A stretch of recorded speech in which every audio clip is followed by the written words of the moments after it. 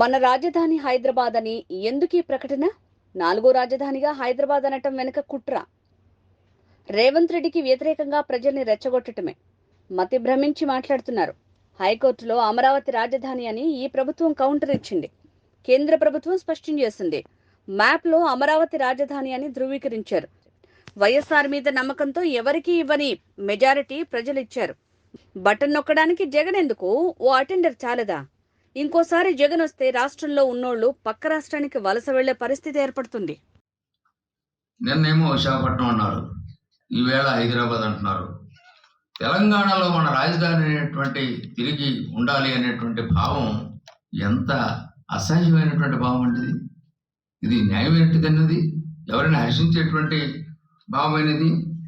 ఆంధ్రుల ఆత్మాభిమానంతో చెలగాటవాడేటువంటి ప్రక్రియ కాదా ఇది? మతి ఉండే మాట్లాడుతున్నారా, మతి పోయి మాట్లాడుతున్నారా, మతి భ్రమించి మాట్లాడుతున్నారా? ఇంకా ఆటాడుకుంటారా ప్రజలతో? ఎప్పుడైతే స్టేట్లో కౌంటర్ ఇవ్వడం జరిగింది హైకోర్టులో, Andhra Pradesh Amaravati is the capital of Andhra Pradesh అని ఈ ప్రభుత్వమే హైకోర్టులో ఎఫిడవిట్లు కౌంటర్ రెండు కూడా దాఖలు చేశారు. తర్వాత పార్లమెంట్లో కన్సర్న్ మినిస్టర్ రిప్లై ఇచ్చారు, ఆంధ్రప్రదేశ్కి క్యాపిటల్ అమరావతి అని. గజెట్ నోటిఫికేషన్ అయింది. నేషనల్ మ్యాప్లో ఆంధ్రప్రదేశ్ రాజధానిగా అమరావతి గుర్తింపబడింది. ఇన్ని జరిగిన తర్వాత ఏంటి విశాఖపట్నం ప్రజల్ని ఇంకా ఇంకా ఇంకా మభ్యపెట్టేటువంటి ప్రయత్నాలు కాదా ఇది? వచ్చిందో పోతుందో అది వేరే విషయం, కానీ ఇక్కడ రేట్లు పెరిగిపోయాయి.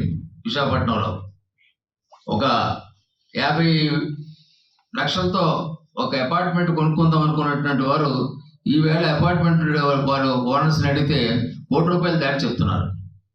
2 కోట్ల వరకు కూడా వెళ్ళినటువంటి పరిస్థితులు ఉన్నాయి. ఇది మనం మిగిలింది. ఆయన చేసింది లేదు, ఏమీ లేదు.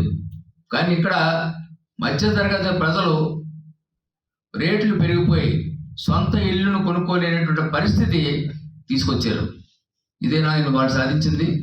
విశాఖపట్నం క్యాపిటల్ అని సాధించింది ఏంటి? మధ్యతరగతి ప్రజల తాలూకు బ్రతుకుల్ని అతలాకుతలం చేయడం, అది మనం సాధించింది. ఇది 3 రాజధానులు అన్న పేరుతో వైజాగ్ పరిపాలన రాజధాని అన్నారు, అమరావతి శాసన రాజధాని అన్నారు, కర్నూలు న్యాయ రాజధాని అన్నారు. అప్పుడు కూడా ఈ 3 ప్రాంతాల మధ్య విద్వేషాలు రెచ్చగొట్టారు, సఫిషియెంట్గా రెచ్చగొట్టారు. తర్వాత పోనీ సరిపోయింది, మరి వైజాగ్ పరిపాలన రాజధానిగా కానీ, అమరావతిని కానీ, కర్నూలుగా కానీ న్యాయ పోరాటాలు ఎలా చేసినప్పటికీ కూడా అభివృద్ధి చేయడానికి ఏమిటి మీ గొడ్డు? ఎందుకు అభివృద్ధి చేయలేదు? ఒక్క బ్రిక్ అయినా, ఒక్క ఇటుకైనా ఈ 3 ప్రాంతాల్లో ఇక్కడ వేశారా? ఒక్క అభివృద్ధి కార్యక్రమాలు చేశారా? చూపించండి. అది లేదు. దానికి ఎవరు అడ్డుకున్నారు? అభివృద్ధి చేస్తారంటే ఏ కోర్టు అడ్డుకోలేదు. అభివృద్ధి చేయమని కూడా కోర్టు ఆర్డర్ ఇచ్చింది. అమరావతి క్యాపిటల్ అయింది, క్యాపిటల్ కింద ఇప్పటికీ కూడా ఉంది కాబట్టి అమరావతిని అభివృద్ధి చేయండి హైకోర్టు వారు ఉత్తర్వులు కూడా జారీ చేశారు. జారీ చేసి సంవత్సరం దాటిపోయింది, ఎక్కడా కూడా లేదు. కర్నూలులో న్యాయ రాజధాని అన్నాడు, మొన్న 2 పర్యాయాలు పార్లమెంట్లో రిప్లై ఇచ్చారు న్యాయశాఖ మంత్రి. అటువంటి ప్రతిపాదన ఏమీ మన విధానం కాదు. ఆడుకుందాం ఆంధ్ర ఆడుకున్నారు కదా, 5 సంవత్సరాల నుంచి ఫుట్బాల్ ఆడుకుంటున్నారు రాష్ట్ర ప్రజలతో. ఇంకా ఆడతారా? 60 రోజుల్లో వెళ్ళిపోతున్నారు ఇంటికి. 60 రోజుల తర్వాత ఈ పార్టీ ఉంటుందో లేదో తెలియని పరిస్థితి. ఇటువంటి పరిస్థితుల్లో కూడా మీరు ఇంకా ఆట ఆడుతుంటే ఎలాగా? నిన్న స్టేడియం దగ్గరికి వచ్చారు ముఖ్యమంత్రి గారు. ఎంతమంది ఉన్నారండి? ఒక జీప్ కూడా, ఓపెన్ టాప్ జీప్ పెట్టారు. అందరినీ చుట్టూరా తిరిగి అందరికీ అభివందనాలు చేద్దాం అన్నటువంటి ఉద్దేశంతో అది ఖాళీగా ఉండిపోయింది. ఎందుకంటే ప్రజలు ఎవరు లేరు. తెలిసిపోయింది ఇది పోయే ప్రభుత్వం. ఈయన పోయే ముఖ్యమంత్రి అనే భావం ఎప్పటికే ప్రజల్లో రావడం అనేటువంటిది జరిగింది, చాలా ఎర్లీగా రావడం జరిగింది. ఇక ఆయన ఎన్ని గిమిక్స్ చేసినప్పటికీ కూడా ప్రజలు నమ్మేటువంటి పరిస్థితులు లేరు.